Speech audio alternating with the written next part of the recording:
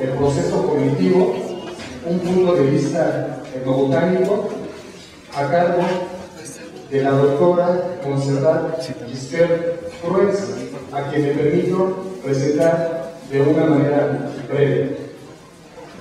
La doctora Gispert es bióloga egresada de la Facultad de Ciencias de la Universidad Nacional Autónoma de México, en la Ciudad de México, y en esta misma casa de estudios, nuestra máxima casa de estudios en el país, ella realizó sus estudios de maestría con diferentes aspectos etnobotánicos y posteriormente llevó a cabo estudios de doctorado con la dirección del destacado etnobotánico francés Jacques Barrault. La doctora ha sido una de las precursoras de los estudios etnobotánicos en México y ha sido también alumna de importantes etnobotánicos como lo fue el maestro Efraín Hernández X y el doctor Arturo Gómez Pompa, por citar algunos. Ha mantenido una destacada e importante trayectoria en la docencia, tanto en la licenciatura como en el posgrado. Y lleva, cumple aproximadamente 40 años de estas actividades de enseñanza de la etnobotánica. Asimismo, y de una manera general, porque son varios sus trabajos, ha publicado diferentes investigaciones en distintas revistas, libros, etc. Me voy a permitir entonces participarles de la mecánica que seguiremos para esta conferencia.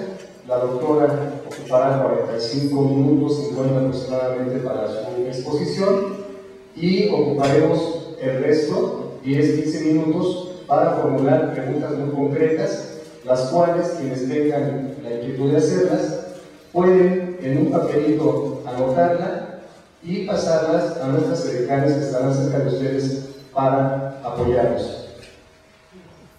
Pues gracias, y le doy la palabra a la doctora Montserrat Gispert para que pida un aplauso de bienvenida. Gracias.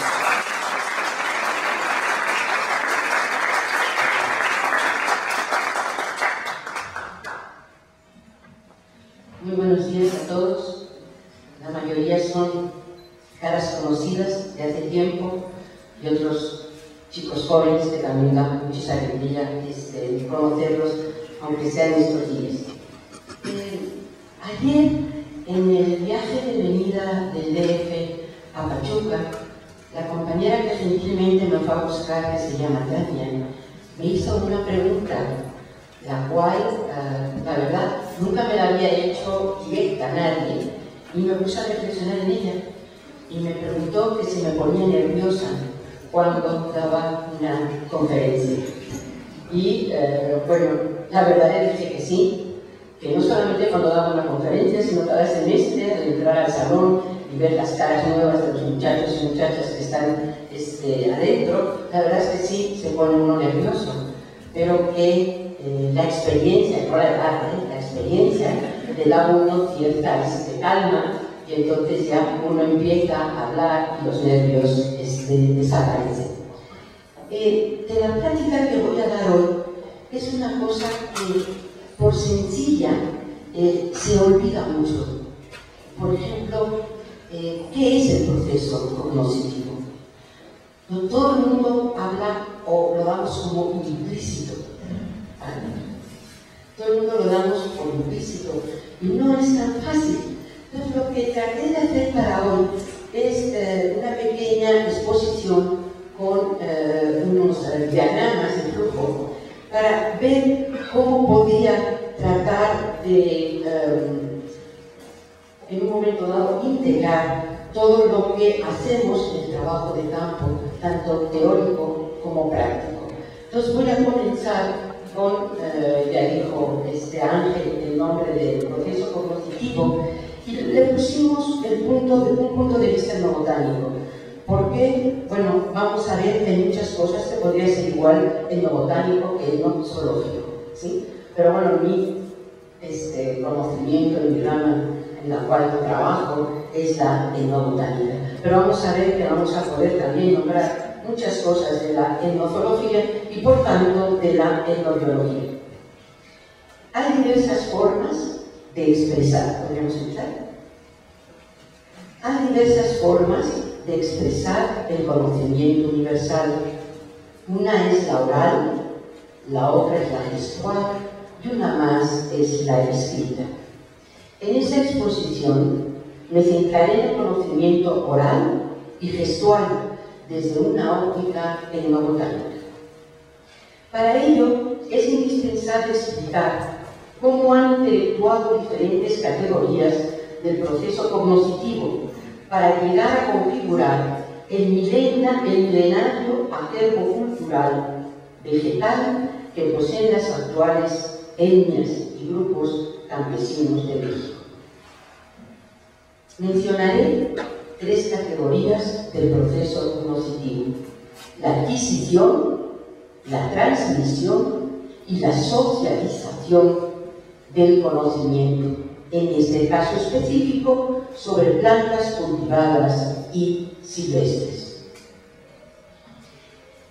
Este bagaje se adquiere, se transmite y a su vez se socializa a través de 3 niveles: es el familiar, el comunal y el extracomunal, dando lugar a un flujo de conocimiento y a un intercambio de plantas que tienen diversos mecanismos y que se presentan al interior de la familia. ¿No estamos siguiendo el... ¿Sí? Que se presenta al interior de la familia, entre los miembros de la misma, entre los habitantes de la comunidad y con personas ajenas a ella. Vamos a ver ahora aquí el diagrama del proceso cognitivo. Y vemos entonces que tenemos las 3 categorías y a su vez los 3 niveles. Las 3 categorías son la adquisición, la transmisión y la socialización del... ¿No se oye? Es la adquisición, la transmisión y la socialización ¿de qué? Del conocimiento. Y hay 3 niveles, que es el nivel familiar, el nivel comunal y el nivel extracomunal. Todo esto nosotros lo incluimos y lo hacemos de una manera totalmente espontánea y normal cuando estamos ya sea en el campo o cuando estamos con la familia, cuando estamos con los estudiantes o cuando estamos en algún medio mucho más amplio como sería el extracomunal. Entonces vamos a ver ahora cómo en cada uno de estos categorías y niveles se va el conocimiento adquirido. Las 3 categorías y los niveles tienen una relación dialéctica entre sí. Son multidireccionales, no unidireccionales.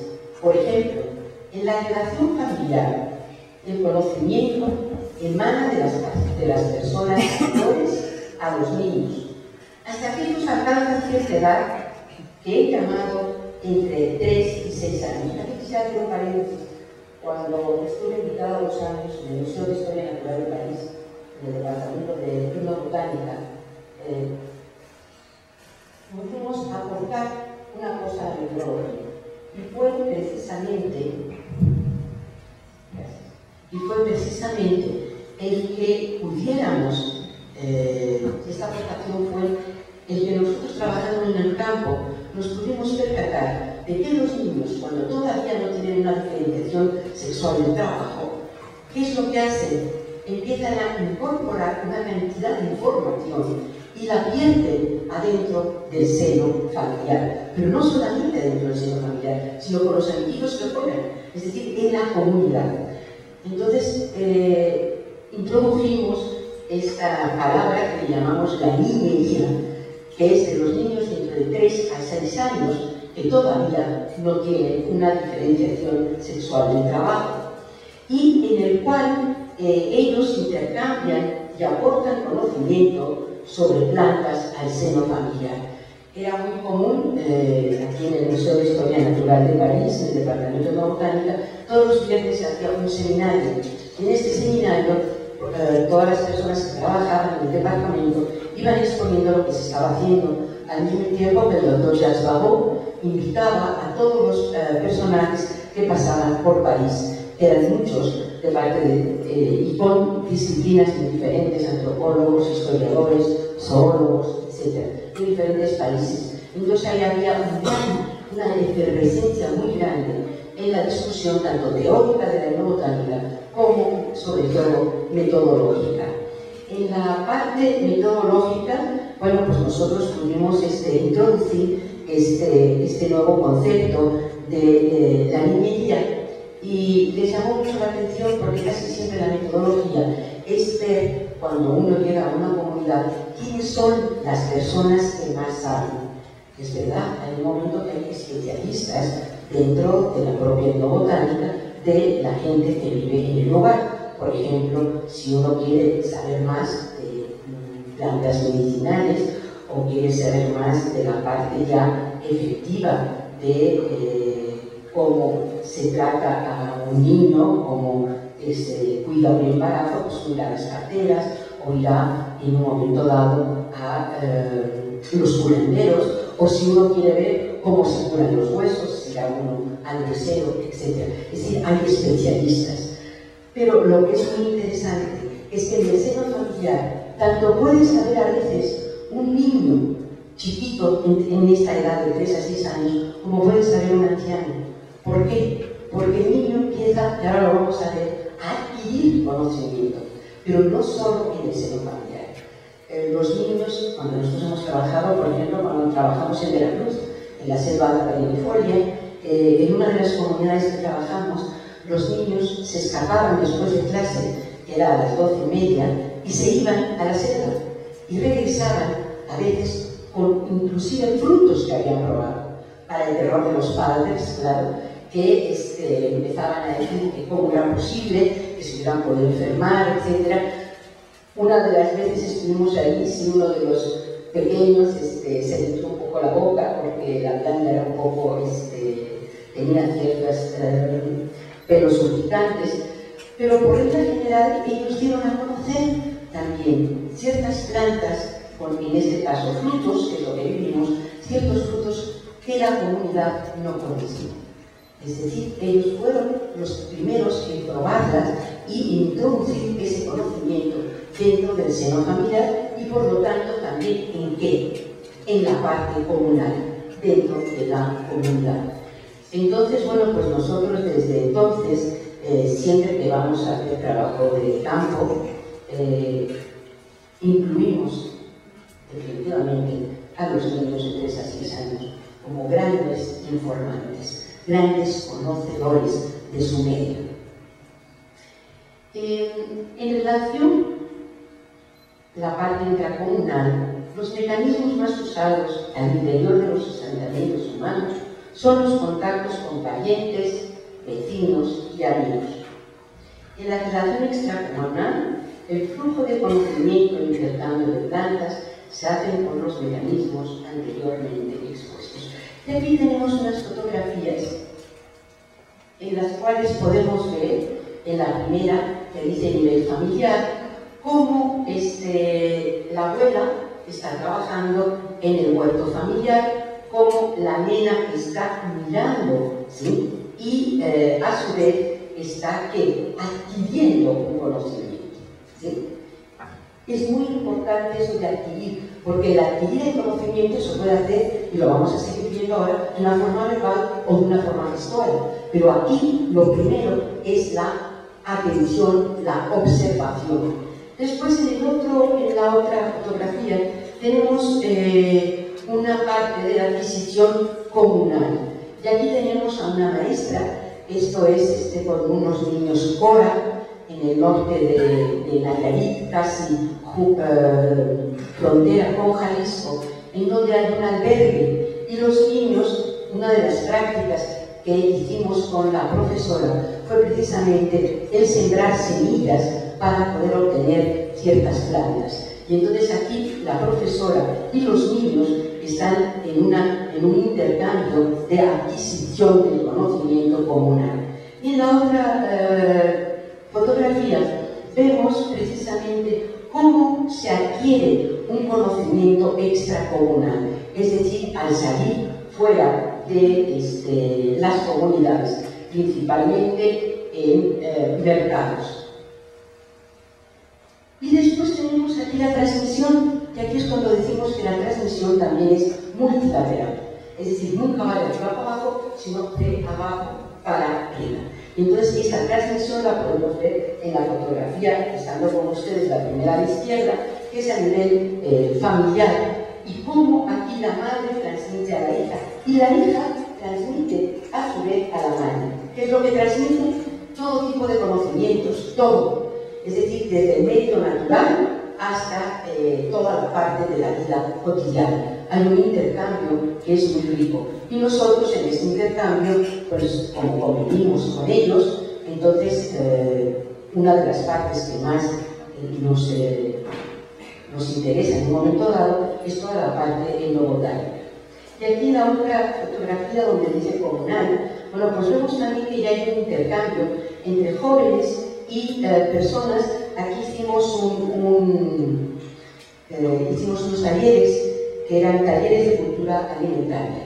Sobre estos talleres de cultura alimentaria, tanto las personas que intervinieron en él como después cuando dieron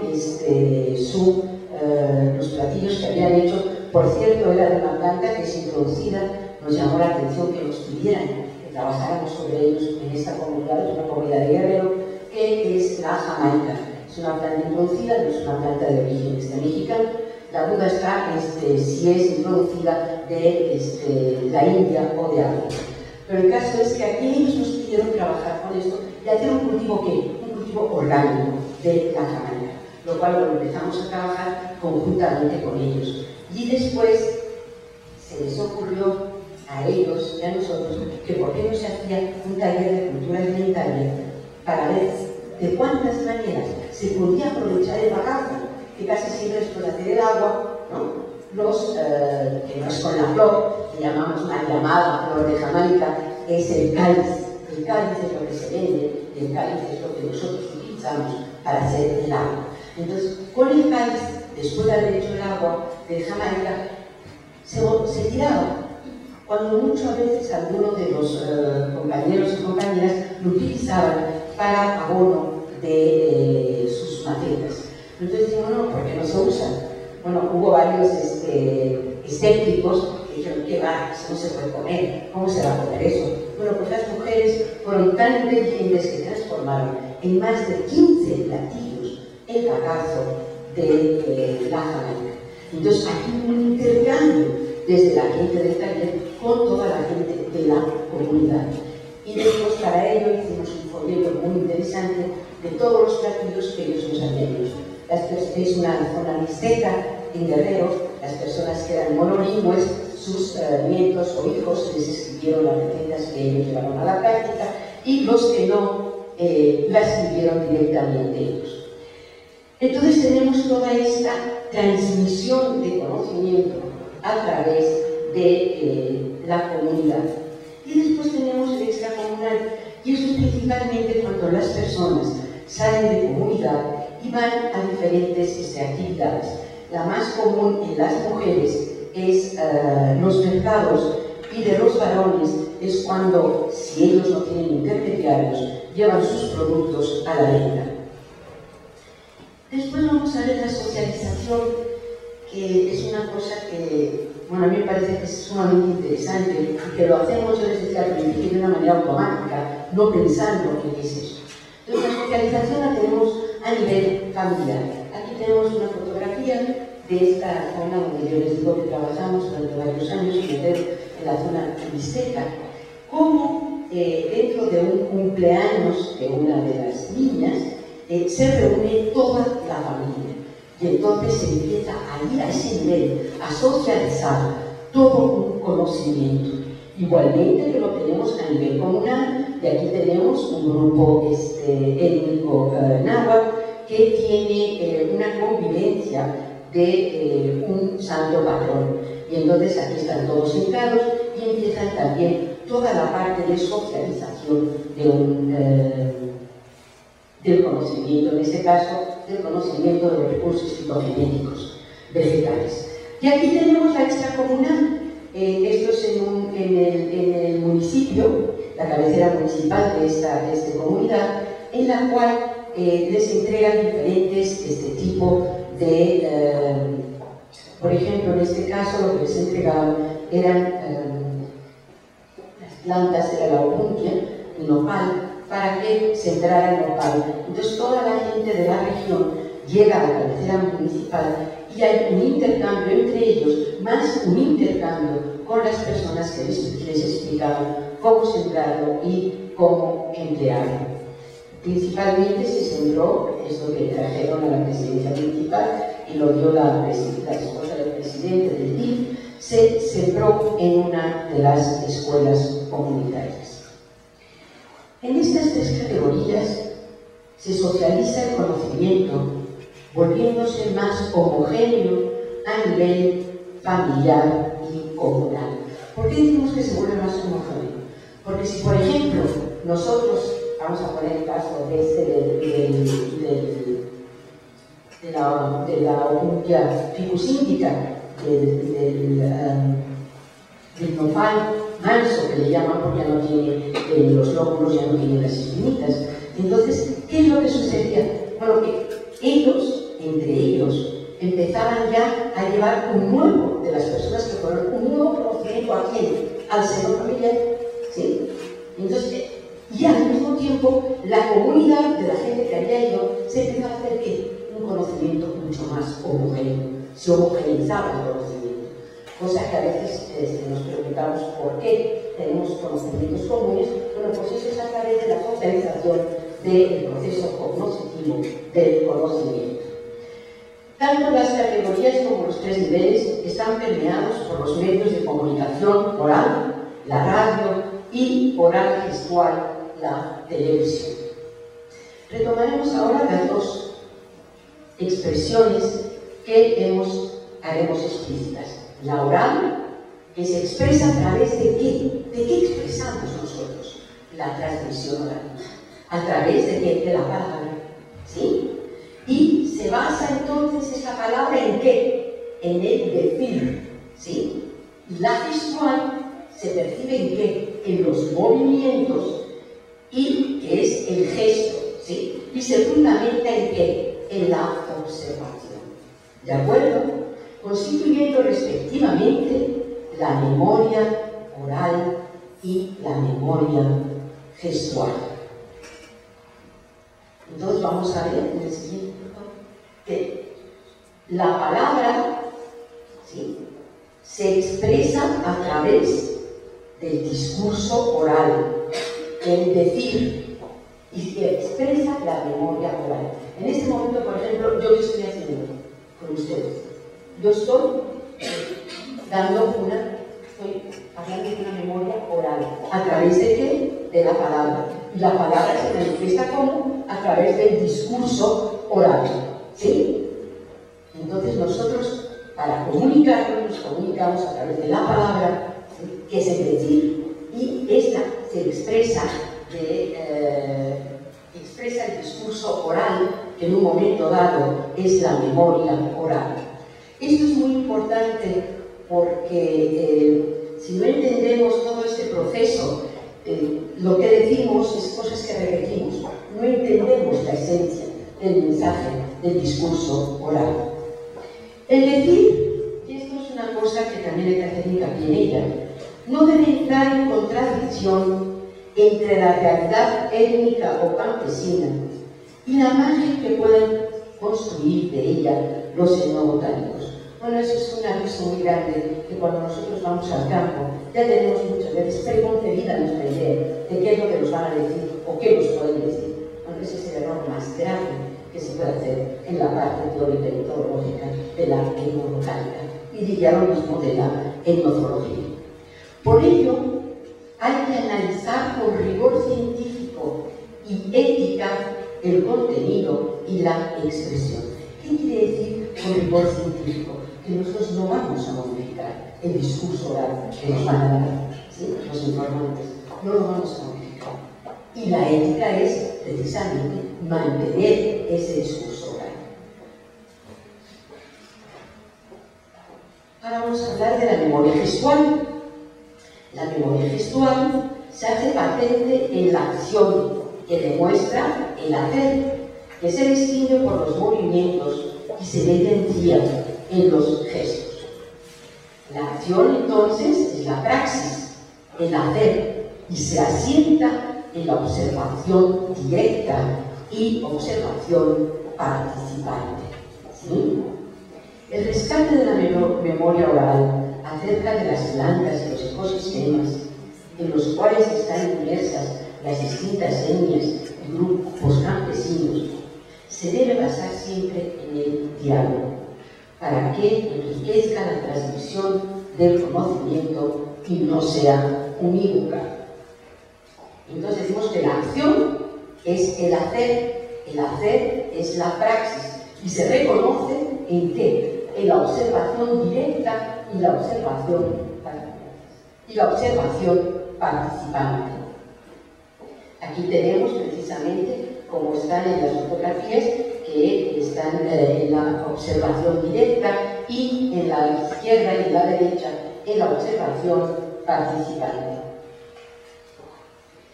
Y ahora vamos a ver una secuencia muy bonita que se llama la acción. Dijimos que era el hacer, ¿de acuerdo? Y se percibe a través de qué? De los movimientos, que son los gestos, ¿sí? Y que se captan. ¿Qué es lo que captan? La memoria gestual. Y aquí tenemos una secuencia increíble de una madre y una hija que en un momento dado hacen tortillas. La madre, la niña, ha aprendido a hacer, ya es adolescente en ese momento, ha aprendido a hacer las tortillas. Y entonces, desde la tortilla, ¿sí?, que se agarra la masa, se forma la tortilla, se le entrega a la hija y la hija la desplaza con mucho cuidado sobre el comal. Todo eso es precisamente la memoria gestual. Igual que la memoria oral no se olvida, la memoria gestual tampoco, porque se pone constantemente en práctica. Por eso es la praxis. ¿De acuerdo? ¿Sí estamos entendiendo? Bueno, el diálogo, entonces decíamos, es una de las distintas formas de recabar la memoria oral. Y nosotros la practicamos a través de la entrevista abierta, porque este método da cabida a los aspectos de la vida cotidiana, pasada y presente, que las personas desean expresar, asociando libremente una serie de hechos o ideas con respecto a los más variados temas, en los que casi siempre están involucrados de un u otro modo los recursos vegetales. La asociación libre en la conversación no solo amplía y profundiza la información, sino que tiene un enorme valor para la comprensión del fenómeno que se estudia, ya que pone de manifiesto los nexos subjetivos y objetivos entre los diversos aspectos del fenómeno, permitiendo rescatar el discurso oral integral, el cual nos da constancia de los hechos. Entonces vamos a ver el diálogo. El diálogo se recupera, por lo tanto, en la entrevista abierta, que facilita el qué, todo el discurso integral, ¿sí?, y da constancia de hechos. Es muy importante que a veces nosotros, cuando hacemos una entrevista, no pensamos en el discurso integral de la persona que nos informa. Casi siempre tomamos pedacitos. Entonces nunca casi dejamos que nos exprese el discurso integral que ellos tienen acerca de un hecho. Entonces la constancia de los hechos, cuando después nosotros analizamos toda la parte informativa que hemos obtenido, resulta que o es completamente está quebrada o no tiene la esencia de la cosmovisión de las personas que nos han en un momento dado emitido esa información. Entonces el diálogo, la concepción dialéctica es entre el diálogo, que es, y ahora ya unamos que la palabra y la acción, el decir y el hacer, y cada uno de ellos se incorpora el uno al otro. Y aquí vemos ya donde están niños, donde están personas que son los padres, cómo el decir y el hacer ¿sí? se van incorporando el uno al otro.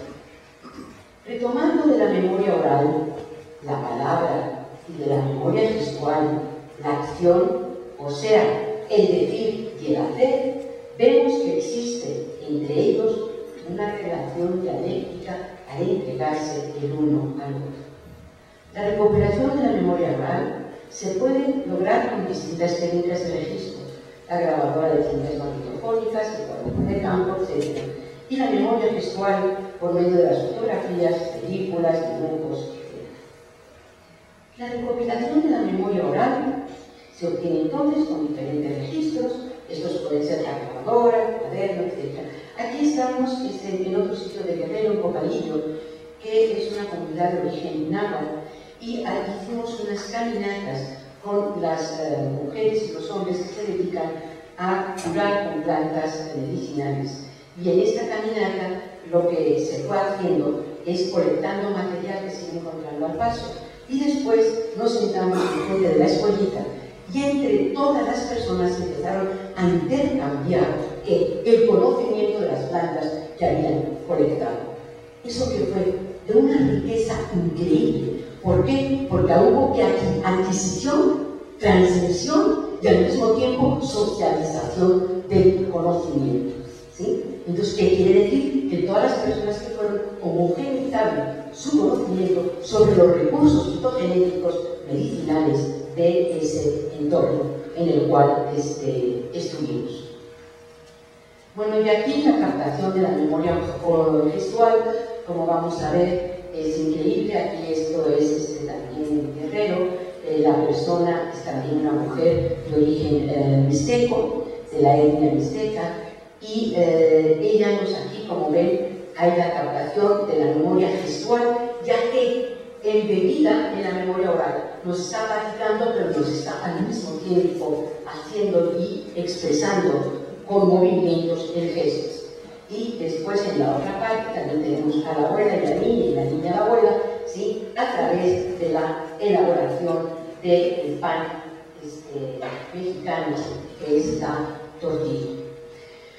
Bueno, pues yo no sé, seguramente les hace raro que el pan sea tortilla, pero no, ese es el pan mexicano. El pan otro se introdujo con la conquista en el siglo XVI, que es el trigo, ¿no? Entonces, el pan mexicano realmente durante siglos y siglos fue y es todavía por suerte la tortilla. Bueno, con esto quisiera dar por acabada esta ponencia, pero quisiera primero, antes de terminar y que me hagan las preguntas, quisiera hacer un recordatorio. En este momento México está pasando por ¿qué podríamos decir? Un momento muy difícil y muy complejo.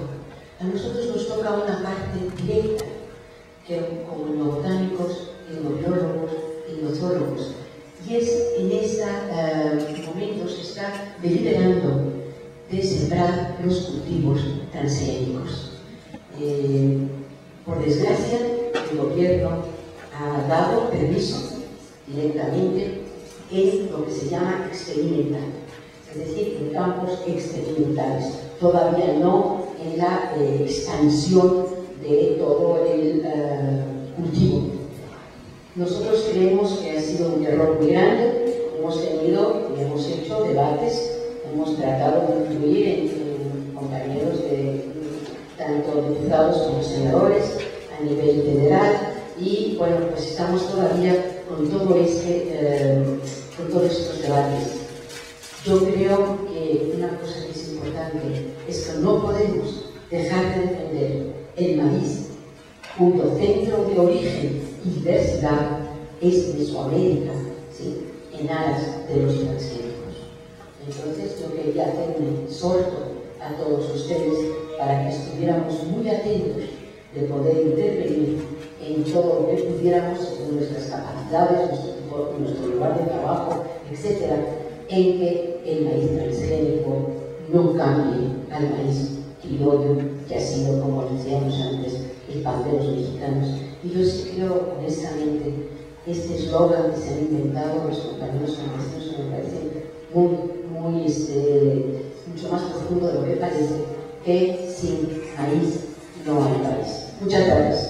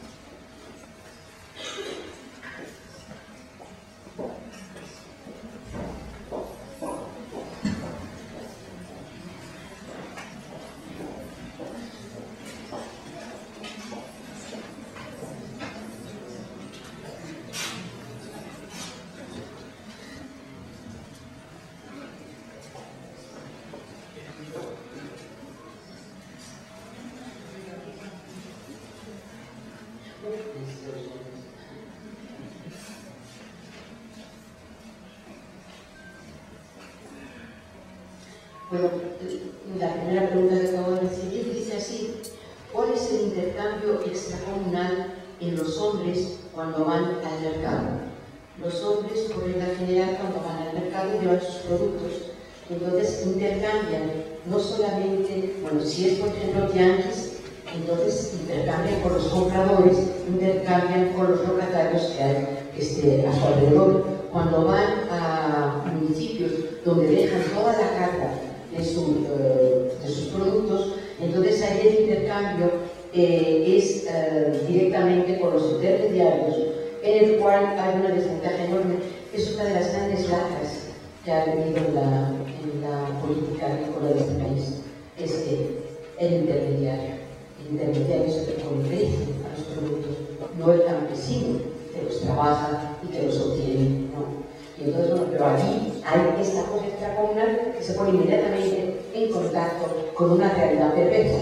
Es perversa esta realidad porque después de haber trabajado todo, llevado a la práctica, todo el cultivo, resulta que el precio lo pone un señor o unos señores, ¿no?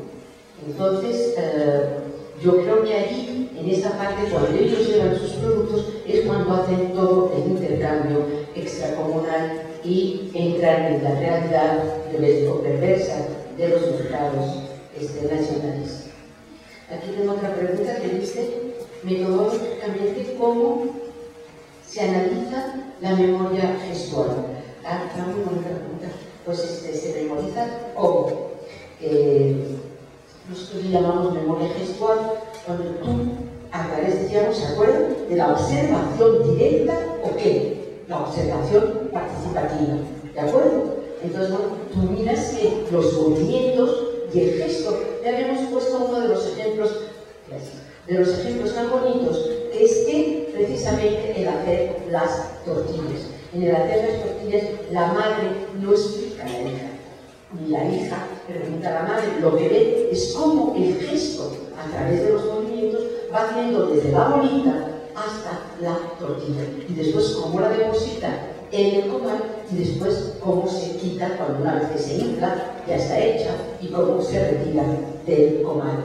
En ese sentido, bueno, pues es la memoria, es lo que te va quedando de la impresión y de la información que vas obteniendo de qué, del movimiento, que es el gesto, ¿de acuerdo? Sí, no sé si me preguntó alguien la pregunta, ¿está contestada? Sí. Bueno, gracias. Más allá de los transgénicos, ¿qué hay con la televisión y los valores morales? No se la voy a dejar para el final. aquí dice, ¿cuál teoría? ¿Qué tendría que ver, en su opinión, el papel de la neurobiología como la parte académica que la desarrolla ante las decisiones del gobierno sobre las siembras de maíz transgénico? ¿Qué acciones se pueden tomar como etnobiólogos? Y yo creo que como etnobiólogos tenemos un papel fundamental que jugar por lo menos en omitir opiniones, hacer que las opiniones prevalezcan, tener los argumentos suficientemente fuertes y claros para poder ir a discutir a las cámaras, pero no solamente a la Cámara Federal, que está en el DF, no, a las cámaras locales, ¿sí? Donde todos ustedes tienen representantes de diputados, ¿no? Hay que ir a discutir. Eso en cuanto a la legalidad. Pero aparte tenemos nosotros que hacer campañas muy fuertes, ¿sí? En cuanto a manifestarnos de diferentes maneras, yo les decía que según sus posibilidades, en decir que no se puede aceptar el maíz transgénico. Es decir, yo no les puedo dar recetas, porque además cada quien tiene su forma diferente de expresar las cosas. Lo que sí les digo es que se tiene que dejar oír la voz de los neurobiólogos. A lo mejor no sé, estoy yendo muy adelante, pero podría salir de aquí una opinión general de este Congreso a favor de la reivindicación de los maíces criollos por ser origen, ¿no? Y diversidad del cultivo. Podría ser una forma que, si todos estuviéramos de acuerdo, pues salir una manifestación del Congreso. Y como esto se me acaba de ocurrir ahorita, porque puede haber muchísimas cosas, ¿no?, que hacer. Yo sé que se han circulado dos cartas, una muy interesante porque firman colegas franceses norteamericanos, porque Monsanto y la mayoría de ellas pertenecen a Estados Unidos, de América del Sur, de México, de África y de Asia, con una carta que se mandó al que se llama presidente de México. Entonces, ahí mandamos una carta que nos la pasaron directamente, y además ahora se está circulando otra carta de compañía, porque esa se movió a través de Europa, todo fue a Estados Unidos y nos llegó a México, lo cual realmente a veces uno no está solo, también desde el punto de vista científico, los científicos de otros países también refuerzan nuestras ideas y también nos dan argumentos. No sé si ustedes saben que la ministra de Agricultura de Francia, de todo Francia, dijo que de ninguna manera entraban transgénicos a su país, igual que hizo el ministro de Italia, que un transgénico no entraba a su país. Es decir, que ya no es una cosa que nada más, entre comillas, algunos científicos aislados, no, a nivel de tomadores de decisión, que han decidido que de ninguna manera entran los transgénicos, por lo menos en el 2009. Espero que se siga manteniendo, pero hasta el 2009 como se ha mencionado. Entonces, yo lo que creo es que lo primero es tomar conciencia de que el maíz representa más, no solamente representa lo que decía el pan, representa una cosmovisión del mundo, representa una cultura que ha venido de miles de años hasta nuestros días y que se mantiene a través de muchísimas manifestaciones, y que esas nosotros las tenemos que recuperar y las tenemos que defender. Igual que nosotros, si defendemos los transgénicos, estamos defendiendo que las culturas, y estamos defendiendo a las etnias de este país, que si quisieran, podrían y quieren acabarlas. Nosotros no queremos que se acaben. La etnia que tiene una lengua, hay que defender sus lenguas, hay que defender su forma de vida, hay que defender su forma de ser, hay que defender su forma de su manejo de sus recursos fitogenéticos, de sus cultivos, etc. Y todo eso nosotros tenemos que hacer algo, no solamente algo que a veces es declarativo, sino que los proyectos de investigación directamente de las comunidades tengamos que reivindicar todo eso. Bueno, eso es lo que más o menos yo creo de ahí. Y le pedimos a usted promover al grupo de neurobiólogos para realizar un manifiesto de este congreso. Eso no se vale. Cuando uno propone, se da enganchan, ¿verdad? A favor de los maíces criollos y en contra de los transgénicos. Si todos ustedes deciden que eso es lo que hay que hacer, estaría encantado de estar en la redacción. Después, en distintos lugares podemos darnos cuenta de la pérdida del conocimiento de plantas por parte de los pobladores. ¿Qué acciones inmediatas son recomendadas para revertir dicha pérdida del conocimiento tradicional? Yo creo, fíjese que no creo mucho en eso. Yo llevo trabajando en el campo mexicano 40 años y regreso a lugares donde he trabajado y no veo que el conocimiento disminuya. Lo que no hay es la posibilidad en un momento dado de demostrar ese conocimiento. ¿Por qué? Bueno, y los compañeros que me antecedieron de la mesa hablan de una cosa que es un tipo de economía, una economía totalmente capitalista, a las cuales no les dejan un espacio. Pero eso no quiere decir que el conocimiento se pierda. Yo no sé si ustedes tienen familiares que hayan salido al exterior, por ejemplo, todos los familiares, esa es otra mentalidad perversa de los casi 12 millones de compatriotas que están en Estados Unidos. Y como decía todavía uno que se llamó también presidente de México, es que bueno, ¿no? Porque ahí podían ser meseros. Era una vergüenza oír eso de un presidente de este país. Una vergüenza que seamos capaces de sacar a nuestros connacionales fuera de su patria. ¿Por qué los sacamos? Porque efectivamente no tienen trabajo, porque los precios que yo les decía antes de los acaparadores no les dan en un momento dado para poder vivir ellos mismos ni mantener a sus familias. Por eso emigran. La inmigración es económica, no es una inmigración cultural para nada. Es más, en esta inmigración hay tanto de cultura. Yo he estado en Chicago y he estado en San Francisco. Y cuando uno va a ver los barrios que ellos llaman de los latinos, es curioso cómo en sus backyards, que les llaman, ¿no?, la parte trasera de las casitas, tienen siempre qué, macetas con qué, o plantas directamente, con epazote, con diferentes tipos de chivo, que son su cultura alimentaria. Entonces, no es una exclusión cultural, es una exclusión económica. Y nosotros, bueno, pues hemos estado totalmente ajenos a eso, ¿no? Cada año se van cuantísimos profesionales, ¿no?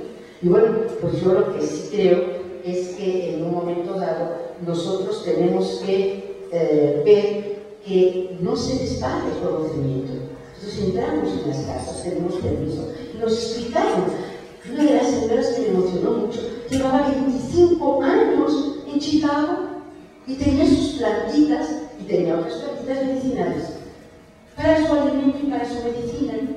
¿Cómo se van a olvidar? 25 años de no vivir en este país, en esta república, vivir en un medio hostil a él, porque además de todo lo económico, la hostilidad es un racismo brutal, ¿no? Brutal. Entonces, bueno, se mantuvieron sus conocimientos. Entonces yo no estoy tan clara de que hay la pérdida del conocimiento. Estuve ahora hace poco tiempo aquí están dos colegas muy queridas de la Universidad Autónoma Benito Juárez Tabasco, en la cual hubo un congreso internacional y varios compañeros, uno de ellos, unos costarricenses, demostraron que eso era para ellos bastante falacia. Es decir, que el conocimiento no se da. Lo que a veces se pierde el conocimiento cuando no hay el recurso. Y en eso sí, hemos sido capaces de eliminar ese recurso. Entonces, si se elimina el recurso, sí se pierde el conocimiento sobre ese recurso. Pero si el recurso está, el conocimiento no se pierde. Puede no usarse, es diferente, pero no se pierde el conocimiento. Entonces, y luego, bueno, pues no sé si ustedes conocen este mapa tan bonito, que si ustedes agarran la República Mexicana y la mapean de dónde están los grupos étnicos en México y ponemos los tipos de vegetación encima, los 32 biomas que tenemos, ¿no? Entonces, ¿qué es lo que vemos? Que resulta que donde están los grupos étnicos es donde hay una mayor conservación de los recursos genéticos. Entonces, como ustedes ven, que eso contradice también el que no se va perdiendo el conocimiento.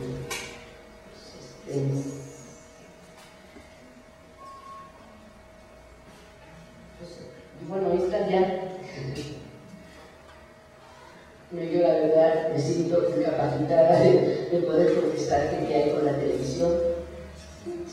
La televisión es uno de los daños más bárbaros que se está haciendo, no solamente a la cultura de México, porque es donde se nos enseña a tener una aculturación brutal, sino que además nos dicen mentiras, y eso es muy grave. Una de las cosas que tenemos que ser precisamente los etnobotánicos, etnobiólogos, etnozólogos, es ser muy éticos, lo cual no podemos aceptar. Y bueno, pues los valores foráneos hay algunos que son buenos, hay otros que son malísimos, ¿sí? Y que van con toda la cultura mesoamericana, y especial pues, la cultura de los grupos étnicos de México, aparte de, yo aquí sí quisiera, yo creo que deberíamos entre todo revalorar es precisamente ese conocimiento ancestral, tanto de la memoria oral como de la memoria visual.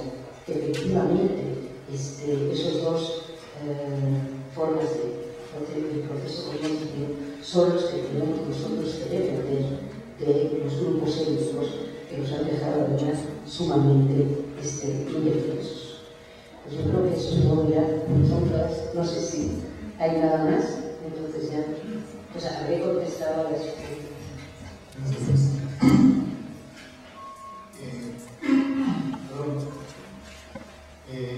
Tenemos que parar aquí esta actividad.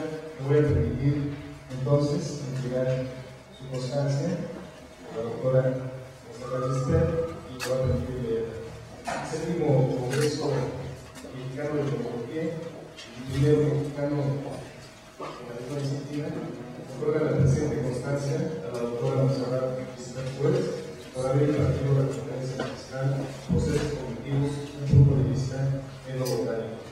Atentamente, Miguel de la Reforma Hidalgo, 2 al 6 de noviembre